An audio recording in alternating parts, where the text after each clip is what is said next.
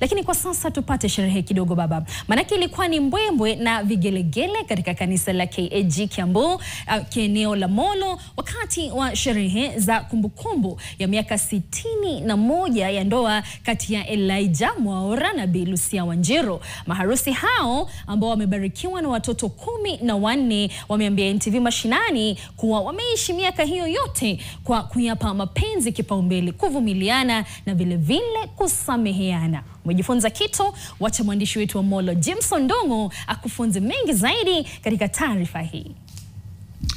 Shamla iliweza kushuhudiwa katika kanisa la KAG hapa Kiambu Moro wakati wa kusherehekea kumbukumbu ya miaka 61 kwenye ndoa ya Bwana na Bi Elijah Mwaura na Bi Lucia Wanjiru.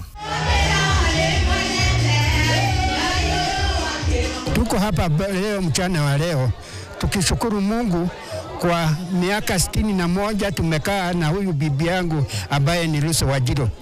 Tumekaa na yeye kwa shida, tumekaa tena yeye kwa mambo mingi, lakini tunamrudishia asante Mungu, asante. Ile kitu ningetaka kuwaeleza, kukaa namna hii ni mapenzi ya Mungu kwanza, tena ni watu kupendana. Si shida kidogo kidogo hazina maana, ni bora tu watu wasameheane na Mungu atazidi kuwabariki na atazidi kuwaweka vema. Na ninashukuru Mungu sana kwa siku ya leo ambayo amekuwa pamoja nasi ili kusherehekea miaka 61 tangu tulioana. Kwa hii miaka 61, siri ya kukaa ndani ya ndoa ni kusameheana na kupeana heshima.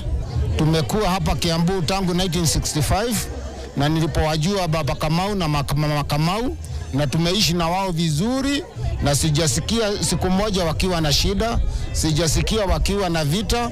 Wao nimewajua tu wakiwa vile mpaka wa leo. Mom and dad waliamini sana masomo.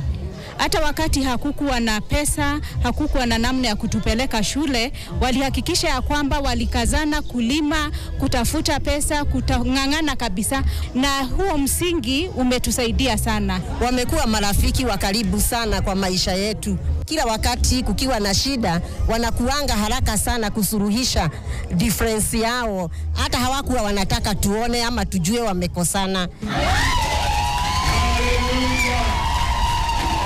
Kwa niaba ya NTV Mashinani tukiwatakia maisha marefu na yenye fanaka kutoka hapa Moro, kaunti ya Nakuru. Jina langu ni Jimson Ndongo.